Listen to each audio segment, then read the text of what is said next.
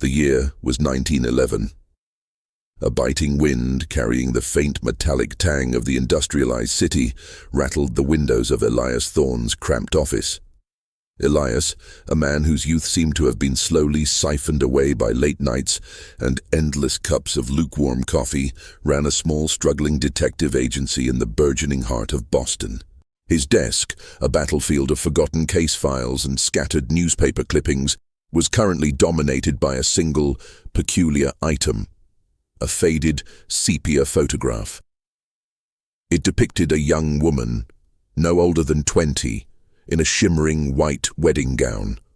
Her smile, though captured in a moment of supposed joy, held a peculiar fragility, almost a tremor, that even the grainy quality of the photograph couldn't entirely obscure. Beside her, a stern-faced man, several years her senior, gripped her arm with a possessiveness that verged on the unsettling. His eyes, dark and piercing, seemed to follow Elias as he peered closer, a trick of the light and the photograph's age. The back of the photograph, in elegant, looping script, simply read, "Eleanor Vance and Silas Blackwood, Willow Creek, 1908. Willow Creek. The name itself felt like a sigh, a whispered secret carried on the wind. Elias had heard of it, of course.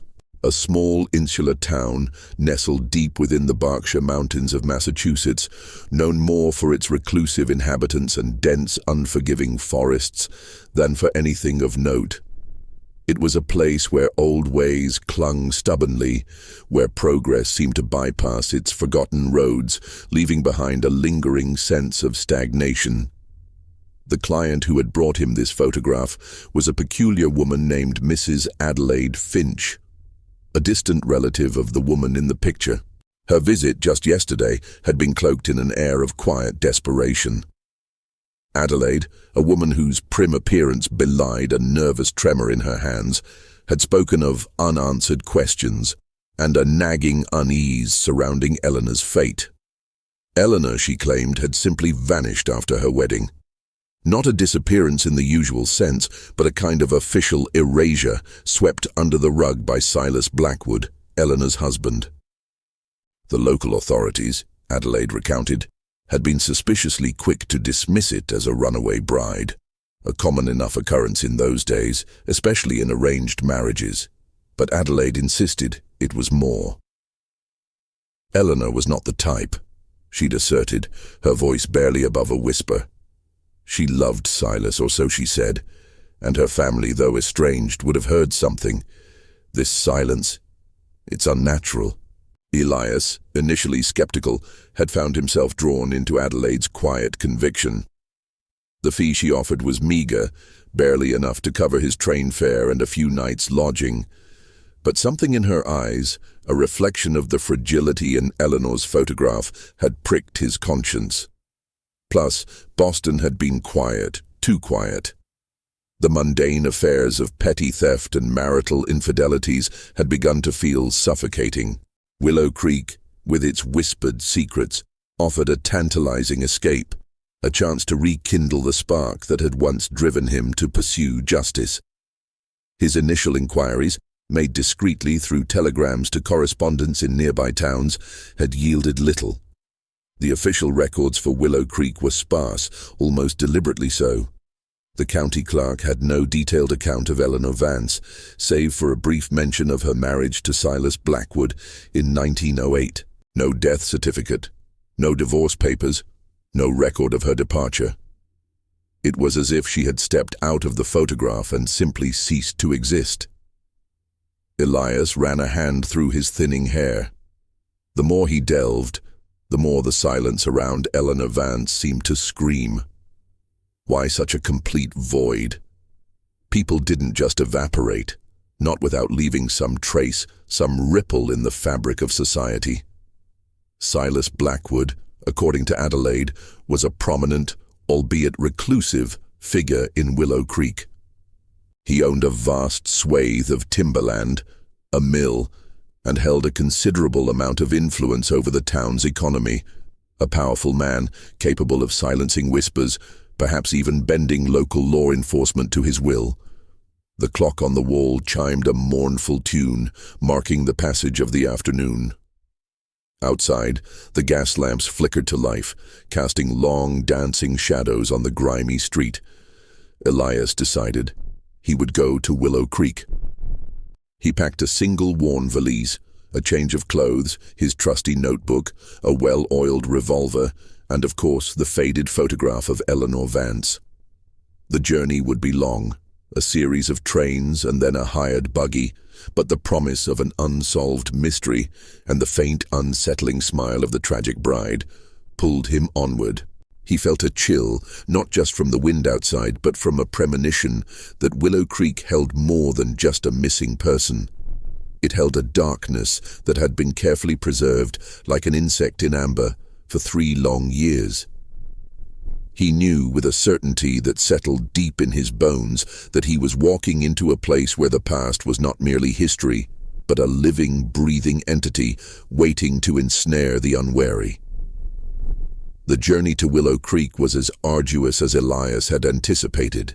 The train chugged its way westward, leaving the bustling industrial symphony of Boston behind, trading the cacophony of progress for the hushed grandeur of the Massachusetts countryside. Rolling hills, still dusted with the remnants of late autumn's last gold, gradually gave way to the formidable embrace of the Berkshire Mountains. The air grew crisper, carrying the scent of pine and damp earth, a stark contrast to the city's metallic tang. When the train finally deposited him at a small, unmanned station, hardly more than a wooden shack and a stretch of gravel, Elias found himself the sole passenger to disembark. The silence that enveloped him was profound, broken only by the distant caw of a crow and the rhythmic creak of the train disappearing into the horizon. A lone, dusty buggy waited. Its driver, a man with a weathered face and eyes that seemed to have seen too much, regarding Elias with a mixture of curiosity and suspicion. "Willow Creek?" the driver grunted, his voice gravelly. Elias nodded, and the driver, without another word, motioned for him to climb in. The road was little more than a dirt track, winding precariously through dense forests. The trees, ancient and towering, formed a canopy that swallowed the afternoon light, plunging the path into perpetual twilight. Their branches, gnarled and interwoven, seemed to reach out like skeletal fingers, grasping at the passing buggy. Elias couldn't shake the feeling of being watched, an unsettling sensation that prickled the back of his neck. The forest felt alive, not with the vibrancy of nature, but with a silent, watchful malevolence. As they delved deeper, the temperature seemed to drop several degrees.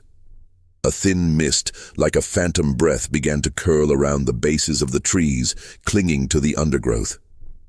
It wasn't a heavy fog, but enough to obscure the edges of the forest, making the world feel smaller, more enclosed. The driver, oblivious to Elias's growing unease, merely clucked at his horse, urging it onward. Finally, after what felt like an eternity, a break in the trees revealed the first signs of human habitation. A cluster of weathered wooden houses, their paint peeling like sun-baked skin, huddled together against the encroaching wilderness. Smoke curled lazily from a few chimneys, painting faint ribbons against the darkening sky. Willow Creek at first glance was exactly as Elias had imagined. Isolated, quiet, and possessed of a stillness that bordered on unnerving. The buggy pulled to a stop in front of the town's only inn, the Whispering Pines. The name in this setting felt less charming and more ominous. The inn was a 2-story structure, its facade adorned with dark, heavy timber and small, deep-set windows that seemed to gaze out with ancient, unblinking eyes. A single dim lantern hung by the entrance, casting a weak, flickering glow. As Elias stepped down, stretching the kinks from his travel-weary body, a figure emerged from the inn's shadows. The innkeeper was a stout woman with a severe bun and an expression that could curdle milk. Her gaze, sharp and direct, swept over Elias, taking in his city clothes and the detective's purposeful air. "Stranger," she stated, Not a question, but a declaration. "Elias Thorne," he replied, offering his name. "I've come from Boston, looking for a room." She merely grunted, turning and leading him inside. The interior of the inn was dimly lit, smelling of stale pipe smoke and something vaguely earthy, like damp soil. A few patrons, all men with hardened faces and calloused hands, sat huddled around a pot-bellied stove, their conversations hushed, their eyes darting towards Elias before quickly looking away. The atmosphere was thick with unspoken words, a palpable tension that seemed to hum beneath the surface of the quiet. After securing a sparsely furnished room on the second floor, Elias made his way back down to the common room. He ordered a simple meal of stew and bread, and as he ate, he tried to gauge the mood of the town. The men by the stove, seemingly engaged in a game of checkers, kept their voices low, their glances furtive. He heard fragments of conversation. The old mill. Silas Blackwood's land. And then a quick, almost imperceptible shift when one of them noticed Elias listening. The silence that followed was heavy, deliberate. He finished his meal, the stew surprisingly bland, and decided to approach the innkeeper. "Excuse me, ma'am," he began. "I'm here on a matter concerning a former resident, Eleanor Vance. She married Silas Blackwood a few years back." The innkeeper's face, which had been stoic, tightened almost imperceptibly. Her eyes, which had held a general weariness, now sharpened with something akin to suspicion, perhaps even fear. She wiped her hands on her apron, her movements stiff. "Eleanor Vance," she repeated, her voice flat. "That was a long time ago, mister. She left." "So I've heard," Elias pressed, "but her family has some concerns. They believe she may not have simply left." The innkeeper's gaze flickered towards the men by the stove, then back to Elias. Her voice dropped to a near whisper, though it carried the weight of a warning. "Some things are best left undisturbed in Willow Creek, Mr. Thorne, especially things concerning the Blackwoods." She turned abruptly, leaving Elias standing alone, the silence in the common room suddenly deafening. The men by the stove had stopped their game, their eyes, now openly curious and wary, fixed on him. Elias felt a cold knot tighten in his stomach. The innkeeper's words, coupled with the palpable unease in the room, confirmed his suspicions. Willow Creek wasn't just quiet, it was guarded. And Silas Blackwood, it seemed, was a name that commanded fear, a power that stretched beyond mere influence. He returned to his room, the faded photograph of Eleanor Vance now feeling like a burning ember in his pocket. The face of the tragic bride, once fragile, now seemed to hold a silent plea, a demand for the truth that Willow Creek was so determined to keep buried. The night outside his window was ink black, and the wind, whispering through the pines, seemed to carry secrets too old and dark for the light of day. The morning in Willow Creek dawned with a chill that seeped into Elias's bones, despite the thin rays of sunlight struggling to penetrate the persistent mist. After a meager breakfast at the inn, served by the same taciturn innkeeper, he set out to find the Blackwood estate. His inquiries, carefully worded, met with evasive shrugs or curt declarations of ignorance from the few townsfolk he encountered. It was clear that Silas Blackwood's name was not one to be uttered lightly, and any association with him, even as a mere messenger, was enough to make people wary. He finally located the estate on the outskirts of town, nestled at the end of a long, winding lane bordered by an imposing wrought-iron fence. The gate, rusted and adorned with intricate, almost Gothic carvings, was firmly shut, seemingly impenetrable. Beyond it, a gravel driveway, overgrown in places, led through a dense grove of ancient skeletal trees before disappearing behind a rise. The air around the estate felt heavier, colder, as if the very atmosphere itself recoiled from the place. The house, when it finally came into view, was a formidable structure, a grand Victorian mansion, Its dark timber facade and pointed gables stood in stark contrast to the surrounding wilderness. Yet, despite its imposing size, it exuded an air of decay, a subtle neglect that whispered of abandonment rather than grandeur. Some of the windows were boarded up, others stared out like vacant eyes, reflecting the dull morning light. A thick layer of ivy clung to one side, slowly consuming the brickwork like a creeping green disease. Elias approached the gate, his boots crunching on the gravel. He rattled the heavy latch, but it was locked tight. He considered scaling the fence, but decided against it. A direct approach, however unwelcome, was preferable for his initial encounter. He called out, "Hello? Anyone home?" His voice, usually strong, sounded thin and lost in the vast silence that surrounded the estate. After a moment, a figure emerged from the shadows of the porch. A gaunt elderly woman, her hair pulled back so tightly that her scalp seemed stretched, stood silhouetted against the dark wood. She wore a plain dark dress, and her hands clasped in front of her were gnarled with age. Her eyes, deep-set and shadowed, held a profound weariness, yet also a flicker of something sharp, observant. She was the housekeeper, Elias surmised, or perhaps a relative. "What do you want?"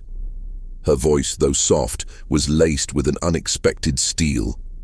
"My name is Elias Thorne. I'm a private investigator from Boston," Elias announced, holding up his identification. "I'm here to speak with Mr. Silas Blackwood regarding Eleanor Vance." At the mention of Eleanor's name, a subtle shift occurred in the woman's demeanor. Her lips, thin and bloodless, pressed together even tighter. A muscle twitched in her jaw. "Mr. Blackwood sees no one," she stated, her voice flat, devoid of emotion. "And Eleanor Vance is no longer here." "So I've been told," Elias pressed, choosing his words carefully. "But her family has lingering questions about her departure. I believe Mr. Blackwood may be able to provide some clarity." The woman's gaze hardened. "There is nothing to clarify. She left. People leave. Mr. Blackwood has no desire to revisit the past." "With all due respect," Elias countered, "a complete disappearance without a trace often indicates something more than a simple departure. Her family deserves answers." Before the woman could respond, a low, authoritative voice cut through the silence. "He's right, Martha."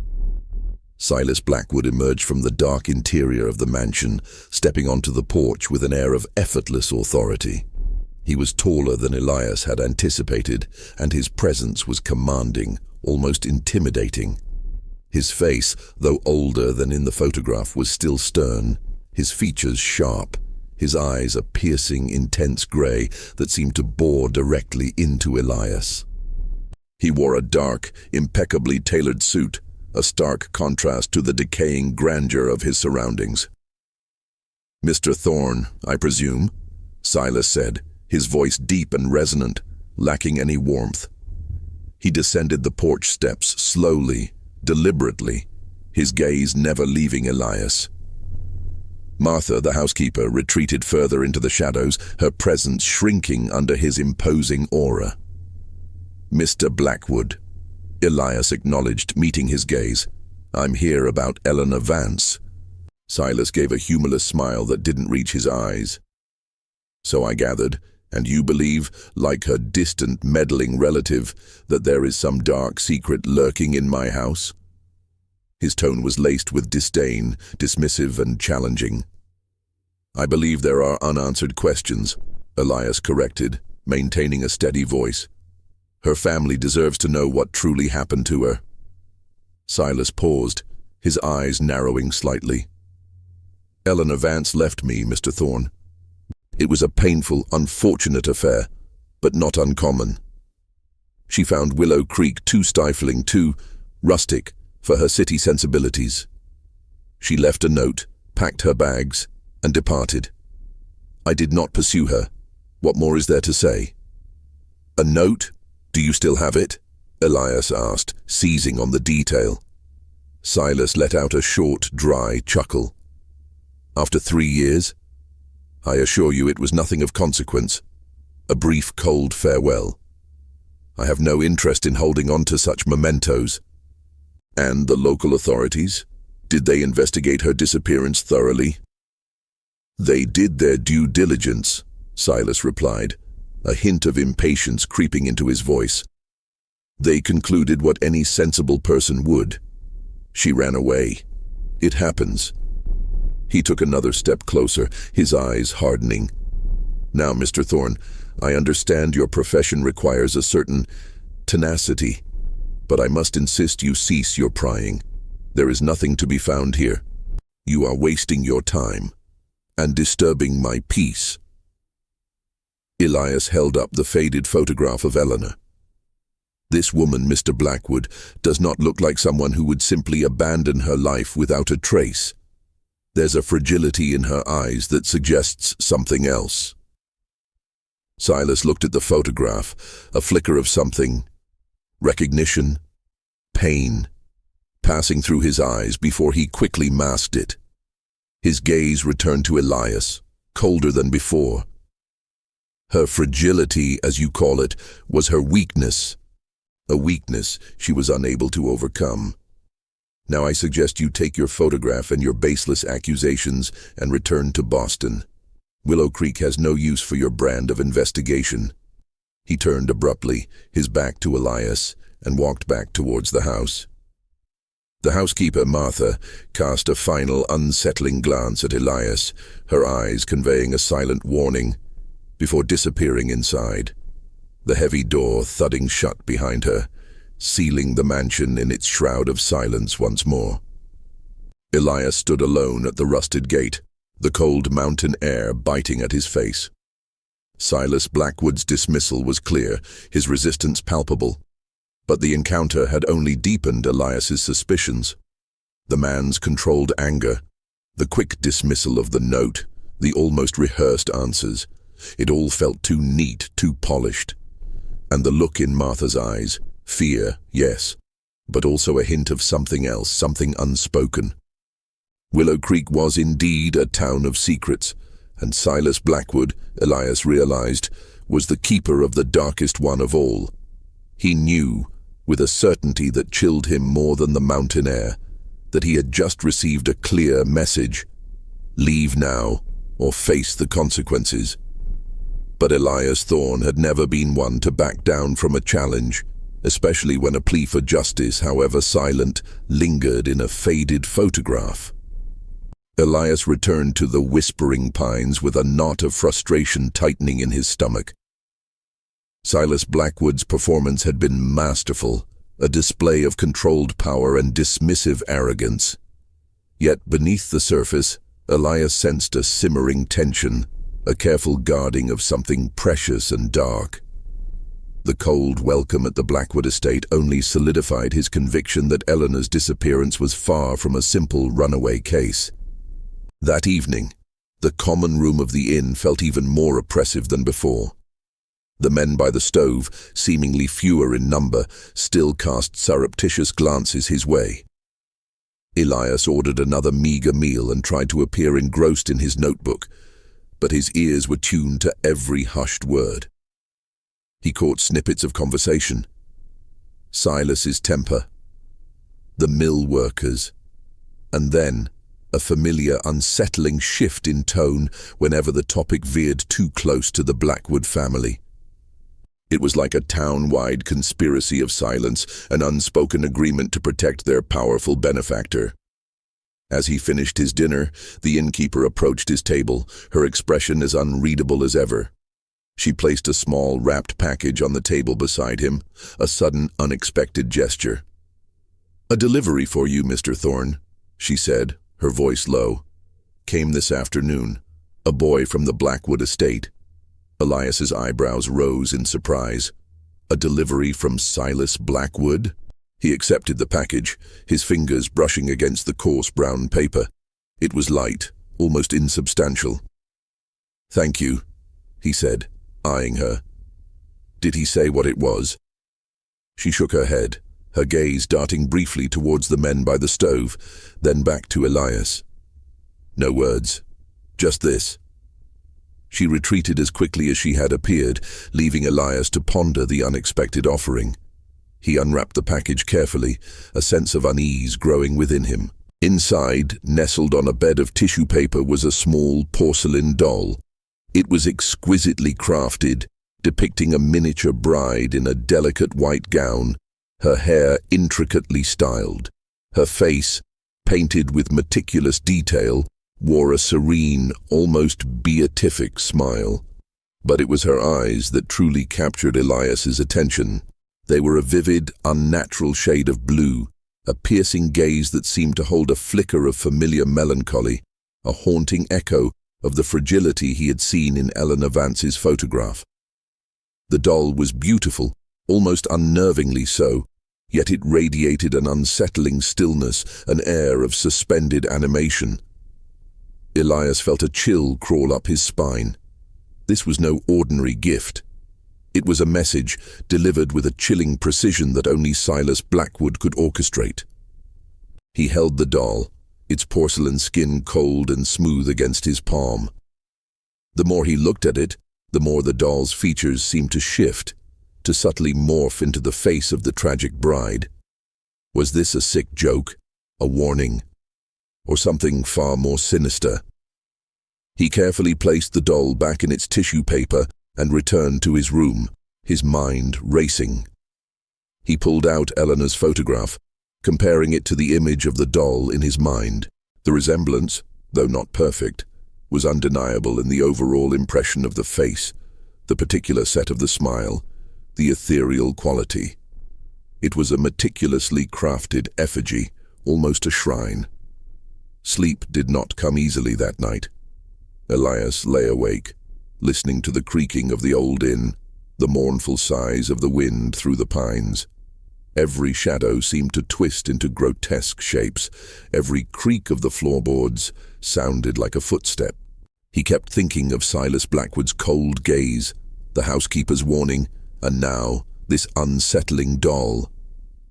It felt like a gauntlet thrown down, a challenge issued from the depths of a carefully constructed silence. The next morning, Elias decided a direct approach was no longer viable.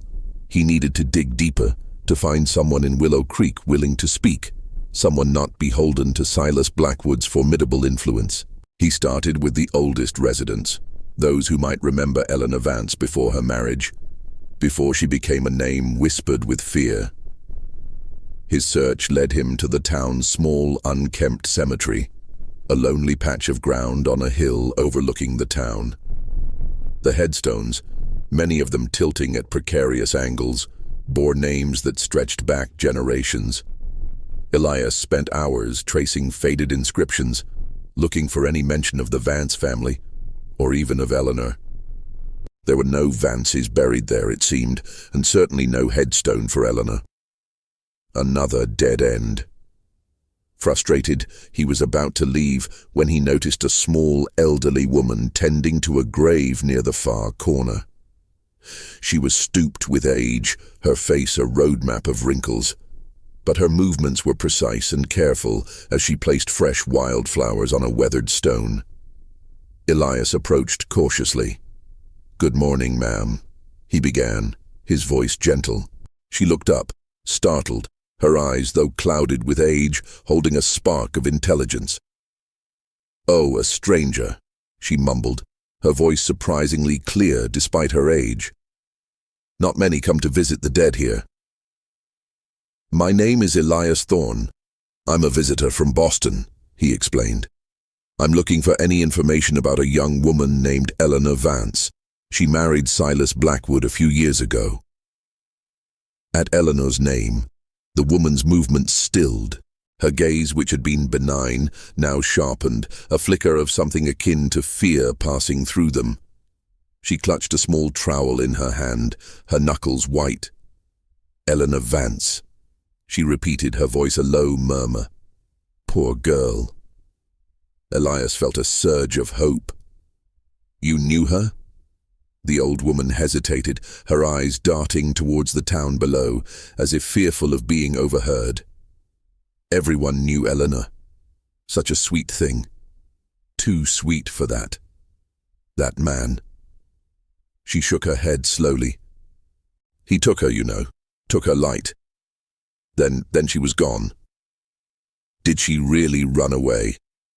Elias pressed, his voice urgent. The old woman scoffed, a dry, raspy sound. Run away? Eleanor, never. She was trapped. That's what it was, trapped. Her voice dropped to a near whisper. They say he keeps her still, not here, not in the ground, but with him. She gestured vaguely towards the Blackwood estate, a distant dark silhouette against the misty hills.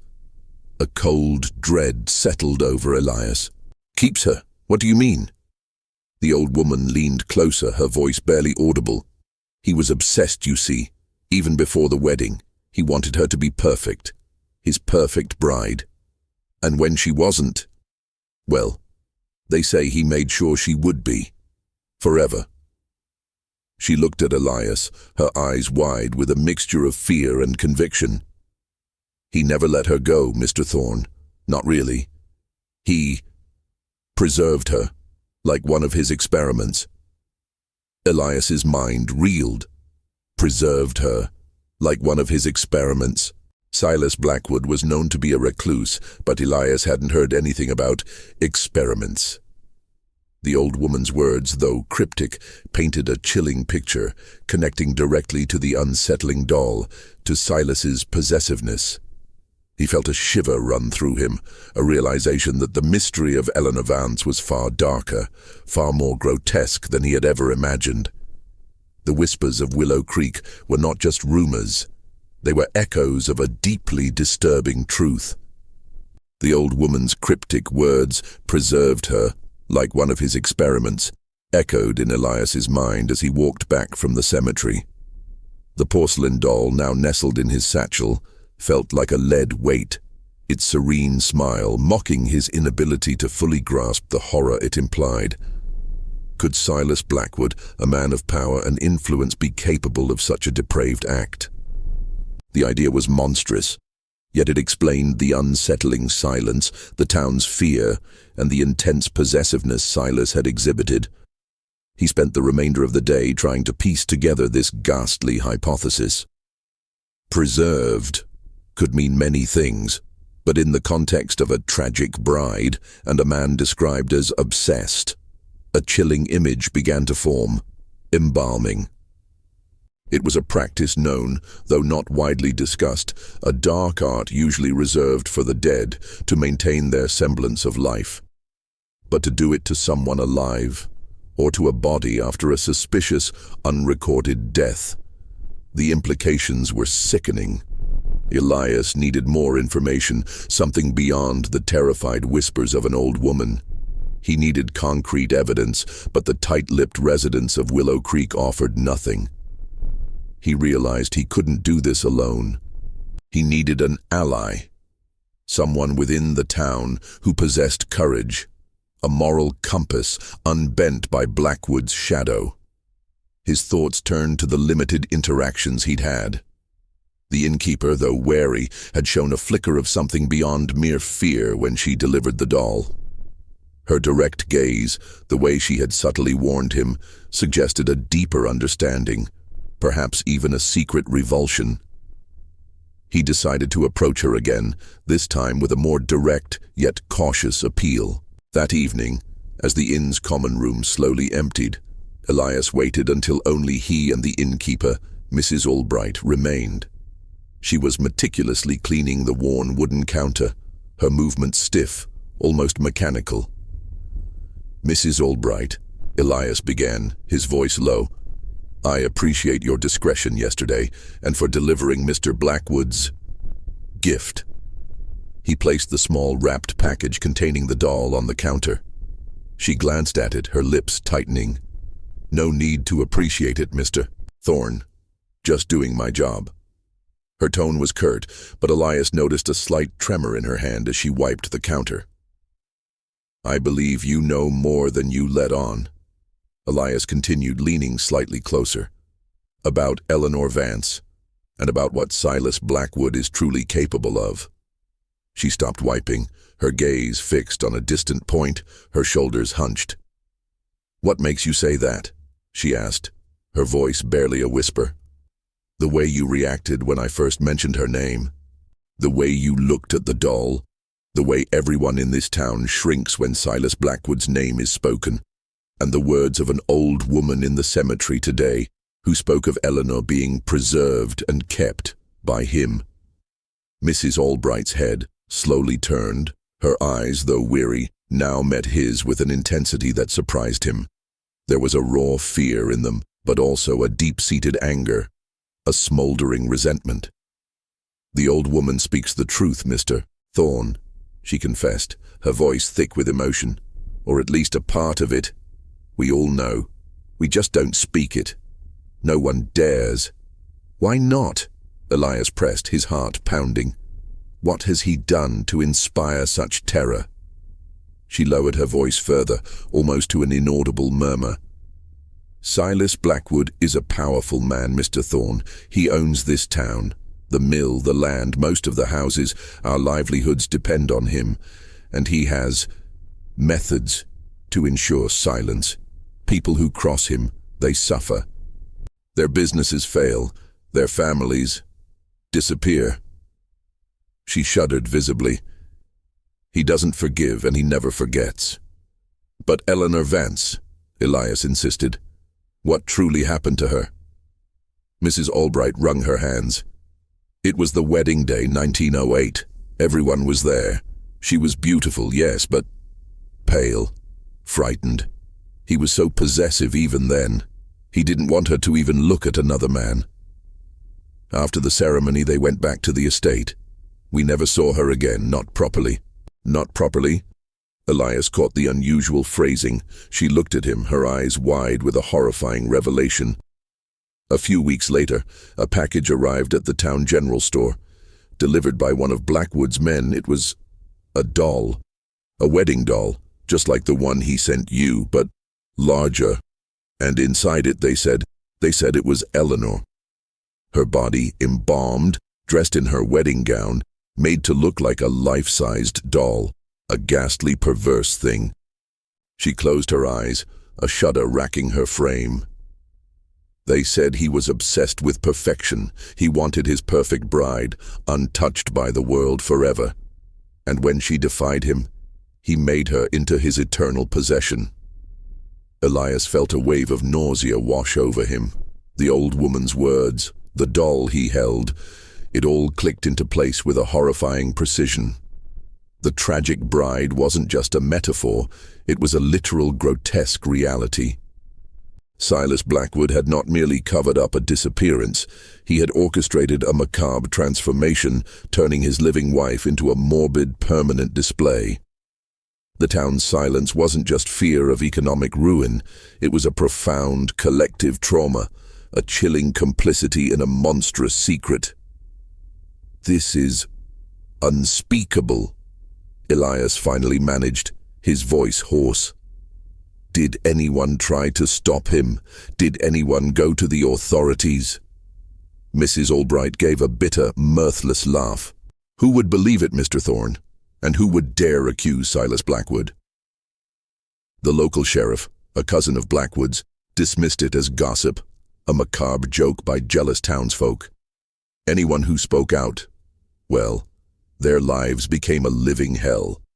Some even left town, unable to bear the weight of what they knew. But how could he do such a thing without anyone stopping him? He brought in a man from out of town, Mrs. Albright explained, her voice gaining a desperate edge. A specialist, they said, a mortician, but one with unusual skills. He stayed at the estate for a few days, then vanished as quickly as he came. And after that, the rumors started. The doll, the eternal bride. She looked at Elias, her eyes filled with a desperate plea. "You have to understand, Mr. Thorne, we are trapped by his power, trapped by our fear. But seeing you here, a stranger, unafraid, Maybe there's hope." Elias looked at the porcelain doll, then back at Mrs. Albright. His initial skepticism had been replaced by a grim resolve.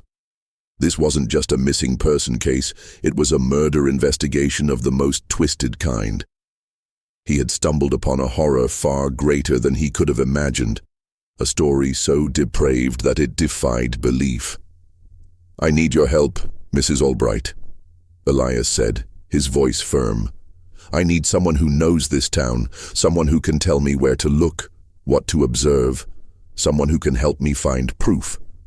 Mrs. Albright hesitated, her gaze once again darting nervously towards the empty common room door, as if Silas Blackwood himself might materialize from the shadows. But then her eyes met Elias's, and he saw a flicker of defiance, a spark of the justice that had been denied Willow Creek for 3 long years. "What do you need, Mr. Thorne?" she asked, her voice still trembling, but imbued with a newfound determination. "I can't do much, but I can tell you things. Things the town whispers, things they dare not speak aloud. And perhaps I know who might have seen something." Elias felt a glimmer of hope. He had found his reluctant ally. The investigation had just taken a horrifying turn from a missing person to a macabre act of ultimate control. The true face of terror in Willow Creek was not supernatural. It was chillingly, grotesquely human, and he knew, with a terrifying certainty, that uncovering the truth would put his own life in grave danger. But the image of Eleanor, eternally smiling in her porcelain prison, demanded justice. With Mrs. Albright's reluctant alliance, Elias felt a renewed sense of purpose, even as the monstrous truth of Eleanor's fate weighed heavily on him. The immediate challenge was to find concrete evidence, something tangible beyond whispers and circumstantial horror. Mrs. Albright, though terrified, proved to be an invaluable source of information, shedding light on the darker undercurrents of Willow Creek. "The mortician who came to the Blackwood estate," Elias inquired the next morning, huddled with Mrs. Albright in a quiet corner of the inn. "Do you know his name? Or where he might have come from?" Mrs. Albright wrung her hands, thinking hard. "No name, not that I recall, but he was a strange fellow, even for a mortician. He kept to himself. Arrived by train, left by train." Silas Blackwood arranged everything, of course. He stayed at the old boarding house, the one just outside town, for a few days before it happened. The old boarding house, another lead. Elias also pressed her on anyone who might have worked on the Blackwood estate around that time, beyond the live-in housekeeper Martha. There was old Thomas, she offered, the gravedigger. He also did odd jobs around the estate before his health failed. He's a recluse now, lives in a shack by the old mill pond. He saw things. Always had a morbid curiosity, that one. Might be, he saw something more than he let on. Elias thanked her and set off. The old mill pond was a murky, stagnant body of water, its surface shrouded in a perpetual green film. The air around it was heavy with the smell of damp earth and decay. Thomas's shack, a ramshackle structure barely held together by peeling paint and sheer will, leaned precariously against a towering oak. Elias knocked on the warped wooden door. After a long moment, it creaked open a sliver, revealing a pair of rheumy, suspicious eyes. "What do you want?" a raspy voice demanded. "Thomas, my name is Elias Thorne. I'm an investigator from Boston. I'd like to ask you about the Blackwood estate and about Eleanor Vance." At Eleanor's name, the door opened a bit wider, and Elias saw the full extent of the old man's frailty. Thomas was thin, almost skeletal, his skin like parchment stretched over sharp bones. His clothes were stained and worn, and he smelled faintly of earth and stale tobacco. His eyes, however, held a sharp, troubled intelligence. "Eleanor," he whispered, a distant look in his eyes. "Poor, pretty Eleanor." Elias gently pushed the conversation forward, offering Thomas a small flask of whiskey he carried, a common icebreaker in such situations. Thomas, after a wary glance, accepted it, taking a long, grateful swallow. The whiskey seemed to loosen his tongue. "I worked for Blackwood back then," Thomas began, his voice raspy. "Odd jobs, mostly. Cleaning, repairs. After the wedding, I was called to the estate a few weeks later to move some things. In the cellar." Elias leaned forward. "What did you move, Thomas?" "Crates," Thomas recounted, his gaze distant, lost in memory. "Heavy crates and equipment, strange equipment, tools I'd never seen before for preserving, and chemicals. Lots of chemicals, strong smell it had, made your eyes water." He paused, taking another sip of whiskey. The room, the one in the cellar. It was set up like a workshop, but a workshop for the dead, not for wood. "And Eleanor?" Elias asked, his voice barely a whisper. Thomas shuddered. I didn't see her directly, not at first, but I heard things, saw glimpses, a figure lying on a table covered, and Blackwood, he was like a madman, hovering over it, obsessed. He kept saying, "She'll be perfect now, my perfect bride, forever." Thomas buried his face in his hands, a low groan escaping him. "It was unnatural, Mr. Thorne, unholy." "Did you see the doll? The life-sized one?" Elias probed, sensing the man was close to breaking. Thomas lifted his head, his eyes wide with a mixture of horror and guilt. "I saw a silhouette, standing, in the corner, dressed in white. It was too still, not right. And then Blackwood, he saw me looking, he sent me away, warned me never to speak of it, said he'd bury me alive if I breathed a word." He began to weep, his frail body shaking. "I should have done something. I should have told someone, but he was too powerful. And I was just an old man." Elias comforted him, assuring him that he was doing the right thing now. "Thomas, was there anything else? Anything unusual about the cellar? Any hidden rooms or passageways?" Thomas wiped his eyes with a trembling hand. "A passageway," he mumbled. "Yes, behind a false wall. Used to be a storage area for old wine. Blackwood had it sealed up, but I saw it, just before the wedding. He was always tinkering down there." "Where exactly is this false wall?" Thomas described it as best he could, a specific section of the stone wall near an old, unused furnace. "He kept the key to the cellar himself," Thomas added, his voice regaining a touch of clarity. "Never trusted anyone with it, especially after the bride." Elias realized the immediate challenge, gaining access to the Blackwood estate's cellar. Silas Blackwood would never allow him in. It would have to be an illicit entry, a desperate gamble. He needed to find that key or find another way in. He thanked Thomas, promising him that his testimony would not be in vain, and left the shack, the gruesome confessions echoing in his ears. The image of Eleanor, alive and then horrifyingly preserved, made his stomach churn. Silas Blackwood was not just a murderer, he was a monster, driven by a twisted vision of eternal possession.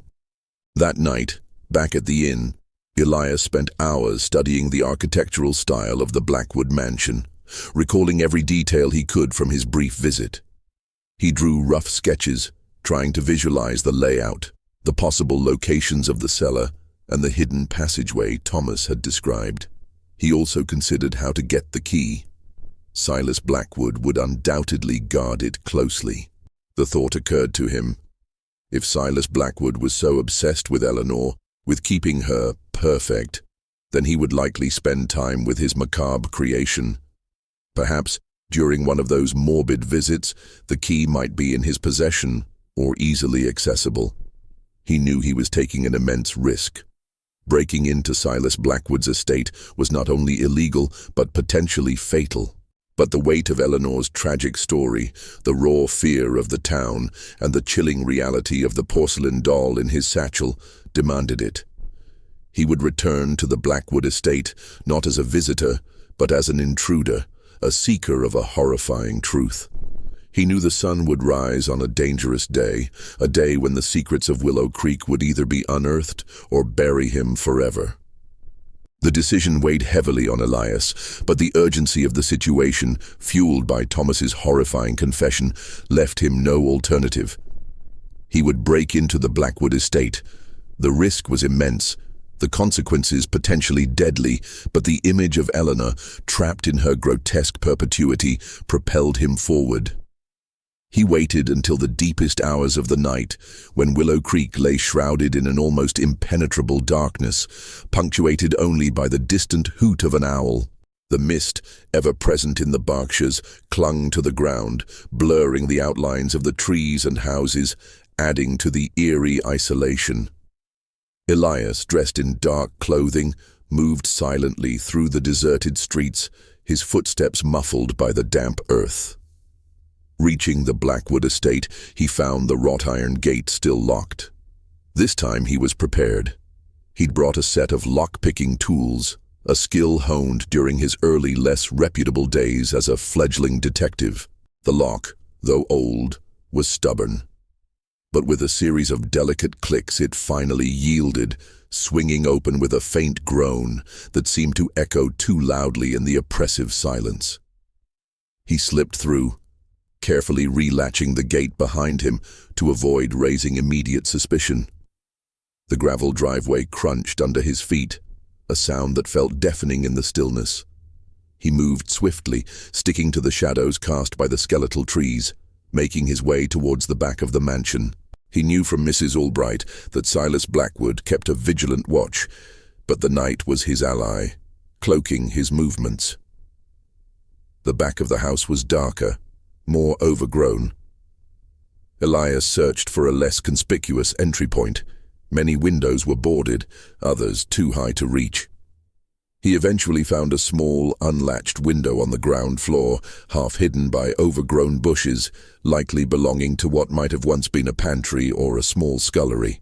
With a practiced hand, he forced it open, the old wood groaning in protest. He squeezed through, landing softly on the dusty floor within. The interior of the mansion was a labyrinth of shadows and stale air. The silence was profound, broken only by the frantic pounding of his own heart. The house felt like a tomb, cold and lifeless despite its grand architecture. Moonlight, filtering through grime-streaked windows, cast long, distorted shadows that danced with every whisper of the wind. Elias moved cautiously through the darkened rooms, his revolver clutched firmly in his hand. He was searching for the cellar, recalling Thomas's description of its location. He found a set of narrow, creaking stairs leading downwards, almost hidden behind a heavy velvet curtain. The air grew colder, heavier as he descended. The scent of damp earth and something else, something vaguely acrid and chemical, grew stronger. At the bottom of the stairs, a heavy wooden door, secured with a formidable iron lock, blocked his path. This, he knew, was the entrance to the cellar. He pulled out his lock-picking tools again, his fingers numb with cold and tension. The lock was more complex than the gate, requiring greater patience and skill. Minutes stretched into an eternity, each click of the tumblers sounding like a gunshot in the oppressive silence. Finally, with a soft thud, the lock released. He pushed the door open, a wave of the acrid chemical smell washing over him. The cellar was vast, its stone walls cold and damp. Moonlight struggled to penetrate the single grimy window high up on one wall, leaving most of the space in near total darkness. Elias fumbled for a small oil-burning lantern he carried, and with a soft hiss, a flickering flame illuminated the scene. His breath hitched in his throat. The room was exactly as Thomas had described, but infinitely more horrifying in person. Crates of various sizes were stacked against the walls, alongside shelves laden with glass jars containing murky liquids and strange gleaming instruments.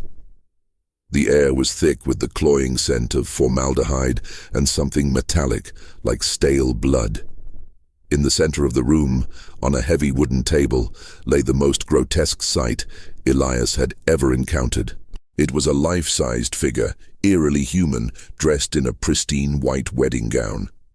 Her hair, a cascading waterfall of dark curls, was intricately styled, and her face, pale and unblemished, bore that same serene, beatific smile he had seen on the porcelain doll. It was Eleanor Vance. But she wasn't a doll. She was a corpse, meticulously preserved, her skin stretched taut and waxy, her eyes, though open, utterly devoid of life. Her hands, positioned gracefully on her lap, were almost translucent, the veins beneath the skin disturbingly visible. The fabric of her gown, once shimmering, now clung to her unnaturally stiff form, revealing the disturbing contours of her embalmed body. Elias felt a surge of revulsion so powerful it almost brought him to his knees. This was not merely a body, it was a macabre sculpture, a testament to a monstrous obsession. Silas Blackwood had not only murdered his wife, but had then transformed her into his eternal, inanimate possession, a grotesque parody of the perfect bride. He forced himself to move closer, his gaze sweeping the room. He needed proof. He needed something to take back, something undeniable. His eyes caught a small, leather-bound journal lying open on a nearby workbench, amidst an array of surgical tools and a collection of strange, dried flowers. With trembling hands, he picked it up. The journal was Silas Blackwood's. Elias's eyes scanned the elegant script, his stomach churning with every word. It was a meticulous, chilling account of Blackwood's twisted obsession, his project to create the perfect, unchanging bride. The entries detailed Eleanor's defiance, her weakness, her failure to embody his vision. And then, in graphic, disturbing detail, the step-by-step process of her embalming, the specific chemicals used, the techniques employed to achieve the desired eternal serenity. There were even entries detailing his visits to her, his long, morbid conversations with his inanimate bride, his satisfaction with her perfection. This was it, the undeniable proof. A confession, meticulously documented, of murder and grotesque desecration. Elias carefully tucked the journal into his satchel. He then turned his attention to the hidden passageway Thomas had mentioned. He ran his hands along the cold stone wall near the old furnace, searching for any seam, any slight irregularity. After a few minutes, his fingers brushed against a subtle indentation, a slight give in the stone. He pressed harder, and with a soft click, a section of the wall slid inward, revealing a narrow, dark opening. Inside, the air was even colder, mustier. Elias cautiously stepped in, his lantern held high. The passageway was short, leading to a small hidden chamber, and in the center of this chamber, illuminated by the flickering lamplight, stood a collection of dolls.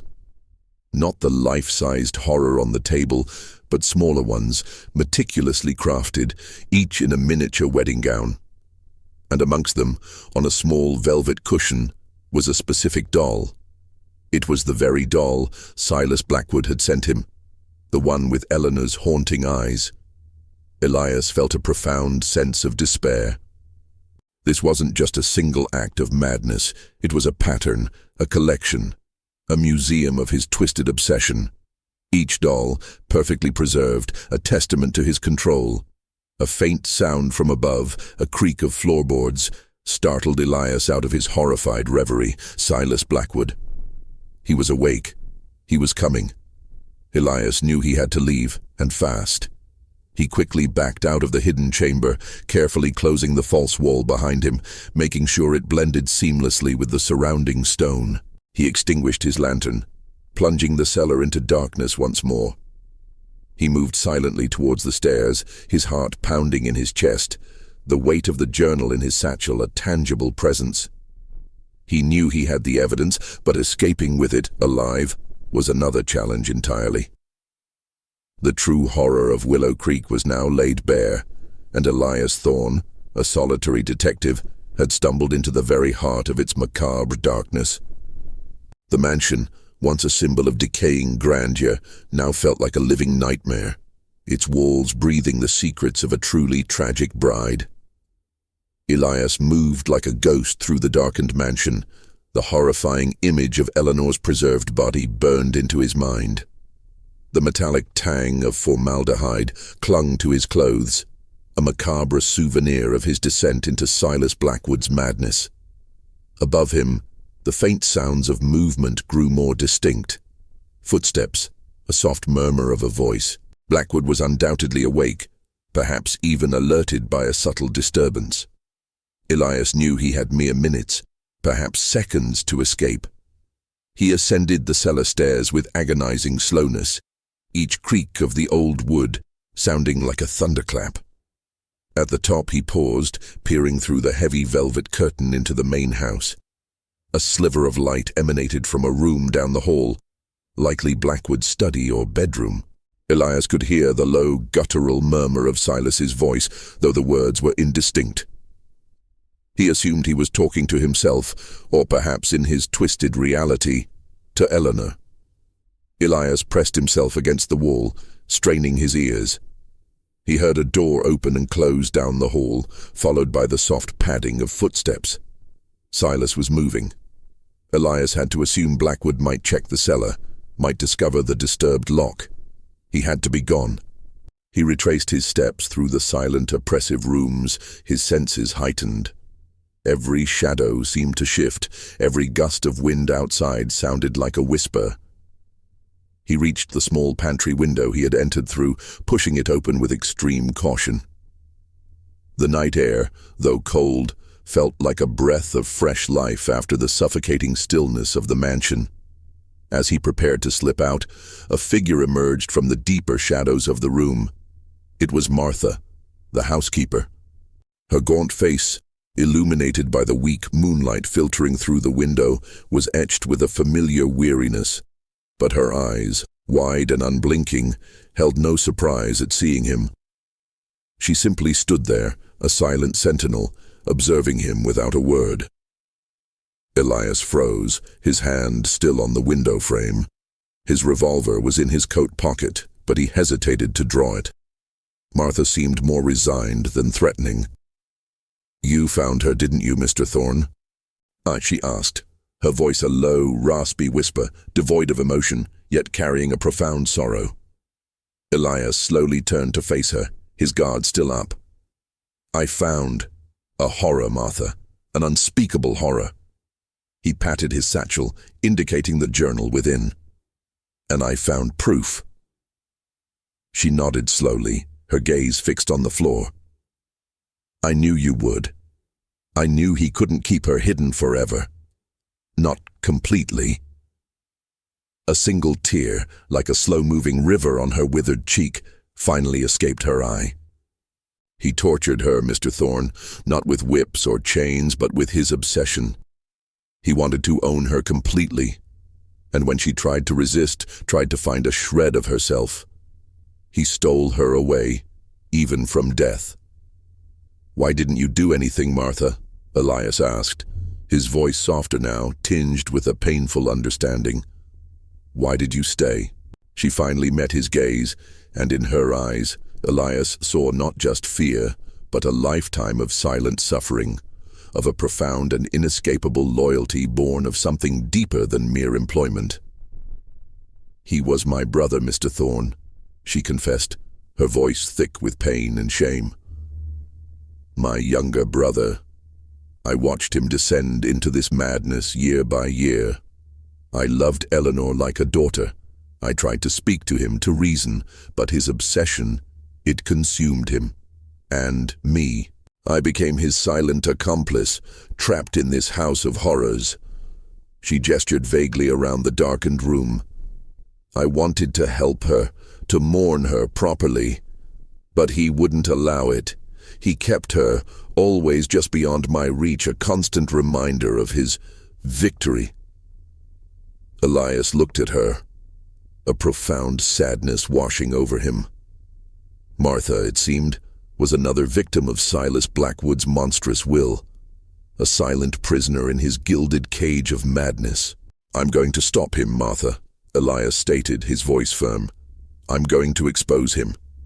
Justice will be served for Eleanor. A faint tremor ran through her body. He will not go quietly, Mr. Thorne. He will fight, and he will seek revenge. Be careful.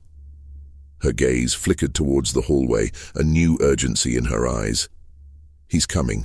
I heard him in the hall. He's going to the cellar. Elias knew he had to go.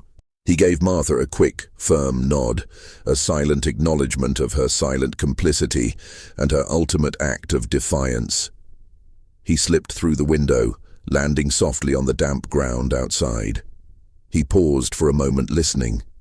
He heard the distant, heavy thud of the cellar door being opened, followed by Silas Blackwood's furious roar, a sound of pure, unadulterated rage echoing through the night.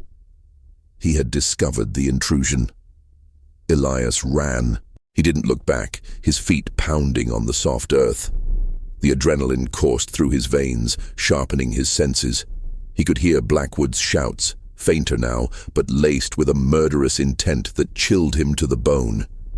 He knew Blackwood would be after him, fueled by a terrifying blend of possessiveness and wounded pride. The journal, the proof of his darkest secret, was in Elias's possession, and Silas Blackwood would stop at nothing to retrieve it. He reached the front gate, still slightly ajar, and scrambled through, not bothering to relatch it. He ran down the long gravel lane, the looming silhouette of the mansion a terrifying presence behind him. The mist, now thicker, swirled around his legs, making it difficult to see. He didn't stop until he reached the relative safety of the main road, though even there, the darkness felt menacing. He knew he couldn't return to the inn. Blackwood would undoubtedly send his men, or come himself, to search for him there. He had to get out of Willow Creek to escape the suffocating grip of Blackwood's power. His mind raced, planning his next move. The train station was too far to reach on foot before dawn. He needed a place to hide, to plan his next step, to ensure the journal reached the proper authorities. He thought of Thomas, the old gravedigger. His shack, though remote, offered a temporary sanctuary, a place where he could regroup and figure out how to expose the monster of Willow Creek to the wider world. He knew the sun would rise soon, but the darkness of Blackwood's secrets had already permeated every corner of this seemingly peaceful mountain town. The race for justice and for his own survival had just begun.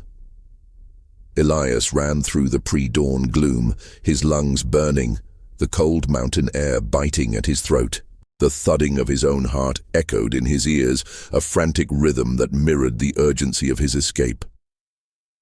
Silas Blackwood's roar of rage still seemed to reverberate in the air behind him, a chilling reminder of the danger he was in. He clutched his satchel, the journal within it a fragile beacon of hope in the overwhelming darkness. He knew returning to the inn was suicide. Blackwood would likely have men searching the town, or he would come himself, driven by a fury that Elias had seen firsthand. His only option was Thomas's shack by the old mill pond. It was remote, isolated, and offered the only real sanctuary in a town that seemed entirely under Blackwood's thumb. The journey was treacherous. The mist had grown even thicker, reducing visibility to mere feet. The road was uneven, riddled with potholes and loose stones, making every step a potential stumble. The skeletal trees, once merely foreboding, now seemed to lean in, their branches clawing at the air like silent witnesses to his desperate flight. He finally reached the mill pond, its surface a black, glassy expanse in the gloom. Thomas's shack, a dark, hunched silhouette against the emerging pale light of dawn, looked like a haven. He pounded on the door, his breath ragged. "Thomas, it's Elias Thorne. Let me in. It's urgent." After a moment, the door creaked open a sliver, and Thomas's wary face appeared, his eyes wide with fear. "Mr. Thorne, what happened? I heard shouting from the estate." Elias pushed his way inside, the small, cramped shack offering a welcome, if temporary, refuge. "Blackwood knows," he gasped, leaning against the door as Thomas quickly secured the latch. He found the cellar. He knows I have his journal. Thomas's face paled further. The journal? The one with his madness in it? Elias nodded, pulling the leather-bound book from his satchel. Every word, every horrifying detail. This is the proof we need, Thomas, but he'll stop at nothing to get it back. He will, Mr. Thorne. He's a devil. Thomas whispered, his voice trembling. What will we do? We need to get this out of Willow Creek, to the authorities in Boston, to someone who can truly challenge his power, Elias stated, his mind already racing. But we can't stay here. He'll find us. Just as he finished speaking, a distant sound reached their ears, the rhythmic thud of horses' hooves on the road. It was faint at first, then grew steadily louder, accompanied by the low, guttural barks of dogs. Blackwood's men, and his hounds. Thomas let out a whimper of fear. He's coming for us, Mr. Thorne. He'll kill us both. Elias looked around the small shack, desperation clawing at him. There was no escape through the single door or the small, grimy window. He had to think, and fast. His gaze fell upon a small, loose floorboard near the rickety cot. Is there a crawl space, Thomas? Anything? Thomas, still trembling, pointed a gnarled finger. Beneath there, a small one, used to store some old tools. Elias didn't hesitate. Help me move this, he ordered, pulling at the cot. Together, with surprising speed, they pushed the heavy cot aside. Elias pried up the loose floorboard, revealing a dark, cramped opening just large enough for a man to squeeze through. You go first, Thomas, Elias urged. I'll follow. We can hide there until they leave. Thomas, though terrified, obeyed, his frail body slipping into the darkness below. Elias quickly followed, pulling the floorboard back into place, plunging them into absolute darkness, save for a few slivers of light filtering through the cracks. They could hear the approaching hooves and barks, growing ever louder, closer. The sounds outside became a chaotic symphony of violence, shouts, the excited snarls of dogs, and then a series of heavy thuds against the shack's flimsy door. Thorne, I know you're in there. Give me the journal, and I might let you live. Silas Blackwood's voice, cold and laced with fury, cut through the din. The door crashed open with a splintering sound. Heavy footsteps stomped inside, boots scraping against the wooden floorboards. Elias and Thomas held their breath, their hearts pounding in unison. They could hear the men tearing the shack apart, overturning furniture, smashing plates. The dogs, whimpering with excitement, sniffed at the air, their wet noses inches from their hiding spot. Elias gripped his revolver, ready to fight if discovered, but praying it wouldn't come to that. He's not here, a man's voice grunted, frustrated. Check everywhere, he can't have gone far. Blackwood's voice a low snarl. He has it. My property. The search continued, the sounds of destruction echoing above them. Elias could feel the vibrations of their heavy boots, the dogs sniffing. He could smell their stale tobacco and the metallic scent of their rifles. It was agonizing, every second stretching into an eternity. He looked at Thomas, who was shaking uncontrollably, his eyes wide with terror in the cramped darkness. After what felt like an hour, but was likely only 10 minutes, the sounds began to recede. The men, frustrated, started to leave the shack, their boots stomping away towards the main road. The barks of the dogs faded into the distance. Elias waited, counting to 50, then 100, just to be sure. Finally, he carefully pushed up the floorboard. The shack was a wreck, its meager contents scattered and broken. But it was empty. They had escaped. As they emerged from the crawl space, covered in dust and cobwebs, Elias looked at the destruction. He won't give up, Thomas. He'll be searching the roads, setting up roadblocks. We can't take the normal route out. Thomas, still visibly shaken, nodded. There's an old logging trail, Mr. Thorne. Seldom used. It leads over the mountains to a small town called Ashworth. It's a long walk and dangerous, but it bypasses the main roads. That's our only chance, Elias declared, already moving towards the door. We leave immediately, before he has a chance to send more men.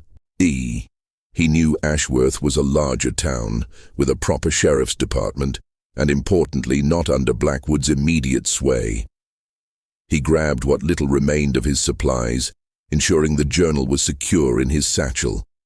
Thomas, though frail, showed a surprising resilience, driven by a deep-seated desire to atone for his past silence.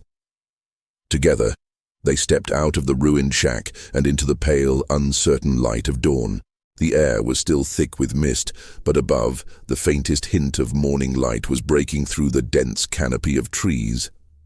Their path lay over the unforgiving mountains, a desperate race for justice against a monster who had already claimed one innocent life and now sought to silence another.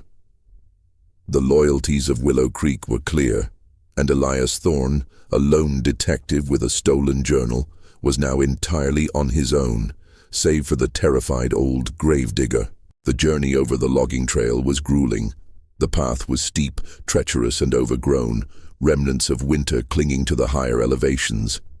Elias, though younger and stronger than Thomas, felt the strain of the forced march, his muscles aching, his breath coming in ragged gasps.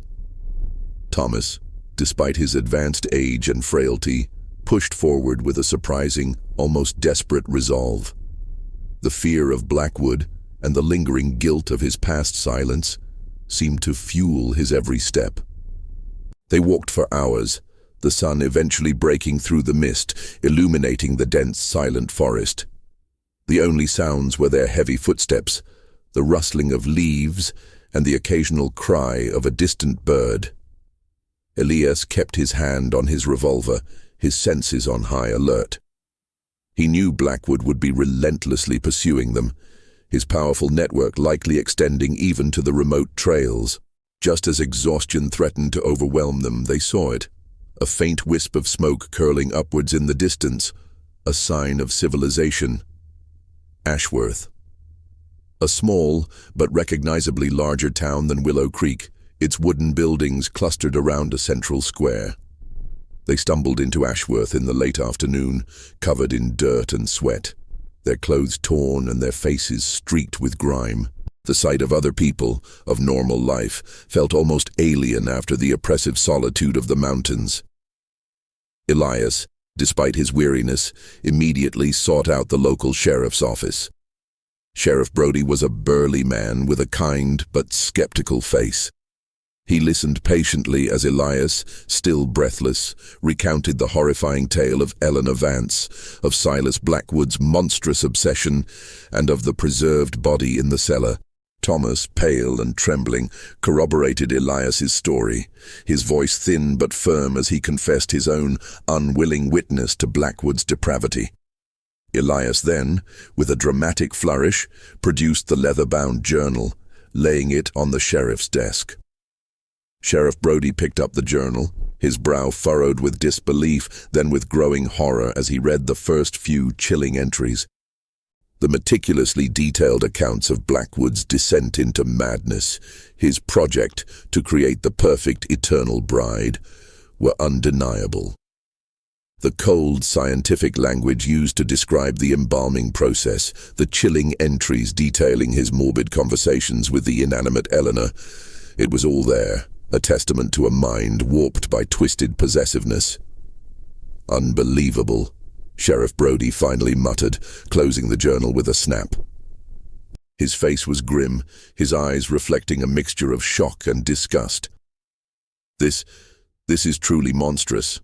Silas Blackwood is a powerful man, but this cannot be ignored. He immediately dispatched a small contingent of deputies to Willow Creek, armed with a warrant for Blackwood's arrest and strict instructions to secure the estate and, more importantly, the cellar. Elias and Thomas, exhausted but relieved, were given food and a place to rest while they waited for news. The wait was agonizing. Elias sat by the window watching the sun set over Ashworth, the ordinary sights of the town a stark contrast to the darkness he had just escaped. He thought of Eleanor, her fragile smile in the photograph, her haunting gaze in the porcelain doll, and finally, the grotesque reality of her preserved form. He prayed that justice would finally reach her. Hours later, well into the night, the deputies returned. Their faces were ashen, their eyes wide with a horror that spoke volumes. They confirmed everything. The Blackwood estate had been secured. Silas Blackwood, caught entirely by surprise, had been arrested without resistance, found in his study, calmly polishing one of his many hunting rifles. He had offered no explanation, no protest, only a chilling, almost triumphant smile when confronted, and in the cellar, just as Elias had described, they found her. Eleanor Vance, the tragic bride, forever suspended in her wedding gown, a grotesque masterpiece of a madman's obsession. The hidden chamber with the collection of smaller wedding dolls was also discovered, a chilling testament to the depth of Blackwood's depravity. The news spread like wildfire, not just through Ashworth, but through the wider region. The story of the tragic bride of Willow Creek became a sensation, a horrifying tale whispered in hushed tones across New England. Newspapers, initially incredulous, ran sensational headlines. The Journal, with its chilling confessions, became irrefutable evidence. Silas Blackwood was tried. The evidence, including the Journal, Thomas's tearful testimony, and Martha's reluctant but ultimately damning statements about her brother's growing obsession, left no room for doubt. The details of the embalming, of the perverse transformation of his wife, shocked the public and the court. Despite his wealth and influence, the sheer depravity of his crime sealed his fate. He was found guilty and sentenced to life imprisonment, his reign of terror over Willow Creek brought to a definitive, if horrifying, end. As for Eleanor, her body was finally released from its grotesque prison. Adelaide Finch, her distant relative, and the one who had initially sought Elias's help, arranged for a proper burial in her family plot, far from the shadows of Willow Creek. She was finally laid to rest, not as a macabre doll, but as a woman, mourned and remembered. Elias Thorne, once a struggling detective, found himself lauded as a hero. The case, though deeply disturbing, reinvigorated his career, bringing him a reputation for tenaciousness and a willingness to confront the darkest corners of human nature. He continued his work, but the memory of Eleanor Vance, her fragile smile and the chilling reality of her fate, remained etched in his mind, a somber reminder of the hidden horrors that lurked beneath the veneer of ordinary life. Willow Creek, forever scarred by the revelation of Blackwood's crimes, slowly began to heal. The silence that had once protected a monster now gave way to whispers of truth, of warnings, and of a slow, painful reckoning with its past complicity. The Blackwood estate, stripped of its power and its macabre secrets, stood empty, a decaying monument to a tragic bride and the monstrous obsession that consumed her. Eleanor Vance, though silenced in life, found her voice in death. Her story a chilling testament to the enduring power of human evil and the relentless pursuit of justice.